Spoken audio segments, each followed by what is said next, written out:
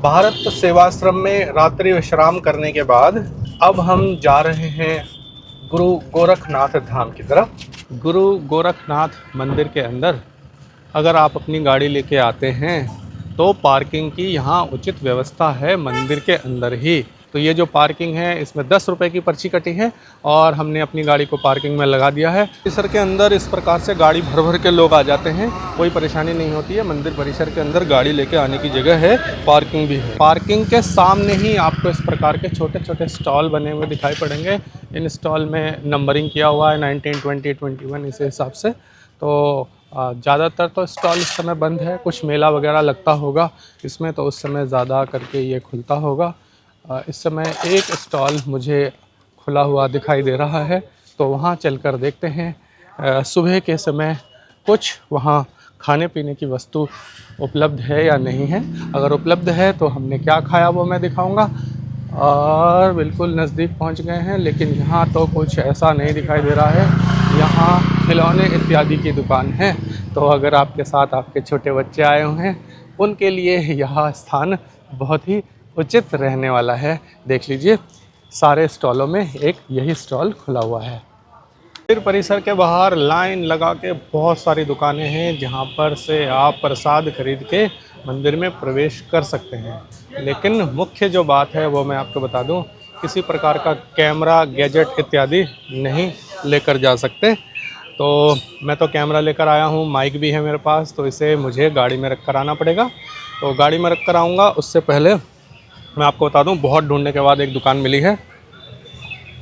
प्रसाद की तो बहुत दुकानें हैं लेकिन चाय की दुकान नहीं है। जहाँ मैंने अभी चाय पी है उस कोने से भी मंदिर का एक बहुत ही सुंदर दर्शन हो पाता है। तो मैं यहाँ से भी आपको थोड़ा सा मंदिर का दर्शन करा देता हूँ।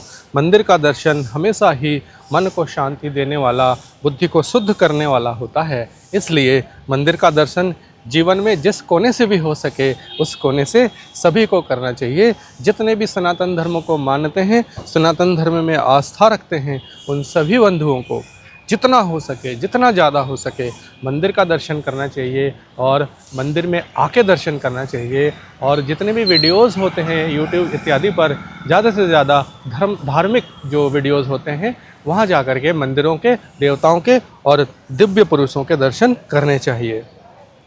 मंदिर परिसर में जैसा कि मैंने बताया कैमरा इत्यादि ले जाना अलाउड नहीं है। तो यह जो दिव्य दर्शन आप देख रहे हैं ये गुरु गोरखनाथ मंदिर का दिव्य दर्शन है।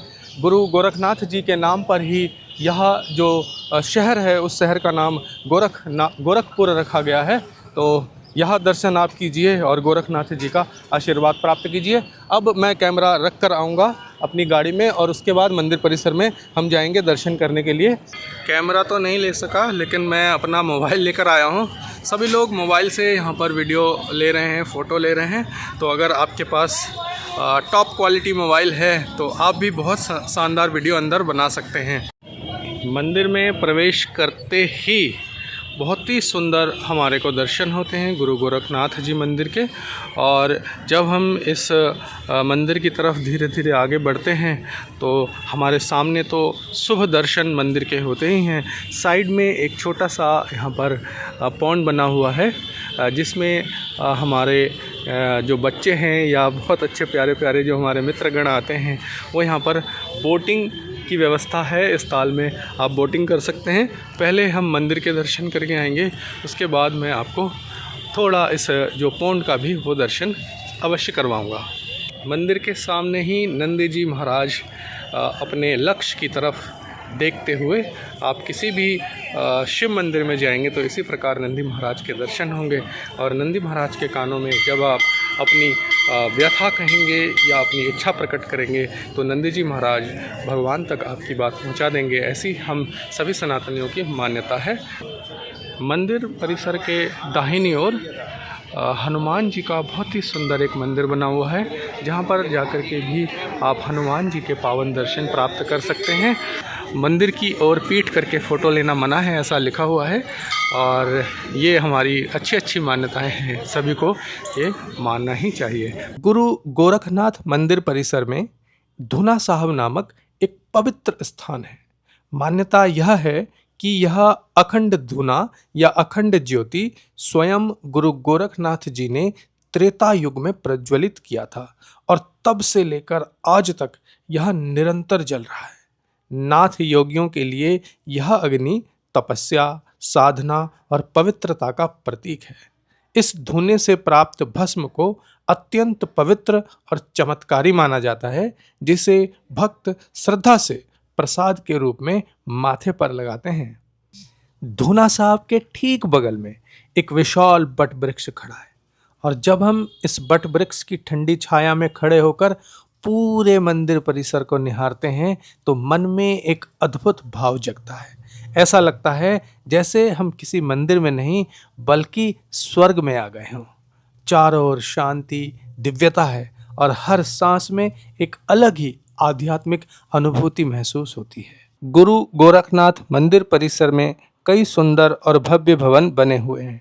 उन्हीं में से एक है महंत दिग्विजयनाथ स्मृति भवन, जो अपनी सुंदरता और आध्यात्मिक महत्व के लिए जाना जाता है। इनमें से एक भवन के अंदर नाथ संप्रदाय के महान गुरुजनों और सिद्ध साधकों की प्रतिमाएं स्थापित की गई हैं, जो इस महान परंपरा की गौरवशाली विरासत को दर्शाती है। गोरखनाथ मंदिर के भीतर स्थित भीम सरोवर में बोटिंग का अनुभव पर्यटकों के लिए बहुत खास होता है।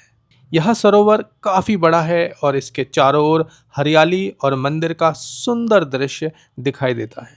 जब पांडवों ने इंद्रप्रस्थ में राजसूय यज्ञ का आयोजन किया तो महाराज युधिष्ठिर ने महाबली भीम को सिद्ध योगी गुरु गोरखनाथ जी को आमंत्रित करने के लिए भेजा था। जब भीम यहाँ पहुंचे तो गुरु गोरखनाथ जी समाधि में लीन थे। उनके जागने की प्रतीक्षा करते हुए भीम ने इसी स्थान पर विश्राम किया। कहा जाता है कि भीम के विशाल शरीर के बैठने या उनके द्वारा जल की व्यवस्था करने के कारण यहाँ एक बड़ा गड्ढा बन गया, जो कालांतर में भीम सरोवर के नाम से प्रसिद्ध हुआ। सरोवर के किनारे ही एक सुंदर मंदिर है, जहां आप भीम की एक विशाल प्रतिमा देख सकते हैं। यहाँ भीम को विश्राम की मुद्रा में दिखाया गया है। जो भी वीडियो आपने देखा गोरखनाथ धाम के भीतर का, वो सब कुछ मेरे 10 साल पुराने मोबाइल से रिकॉर्ड किया गया है। जैसा भी है वही मोबाइल है मेरे पास, तो दर्शन भी मैंने आपको करा दिया है। इस वक्त हम जा रहे हैं कुशीनगर की तरफ गोरखपुर से होते हुए, और मार्ग में पड़ने वाला है बुढ़िया माता मंदिर, प्राचीन बुढ़िया माता मंदिर। तो वहाँ चलेंगे, प्राचीन बुढ़िया माता मंदिर के भी दर्शन करेंगे और सभी लोगों के लिए आशीर्वाद प्राप्त करेंगे। सुंदर और घने जंगलों के बीच स्थित प्राचीन बुढ़िया माता जी के शुभ दर्शन करेंगे अगले एपिसोड में। जय गुरु गोरखनाथ धाम की जय और जय बुढ़िया माई की जय बोलते हुए इस ब्लॉग को यहीं समाप्त करते हैं। जल्द मिलेंगे अगले वीडियो में, तब तक के लिए नमस्कार।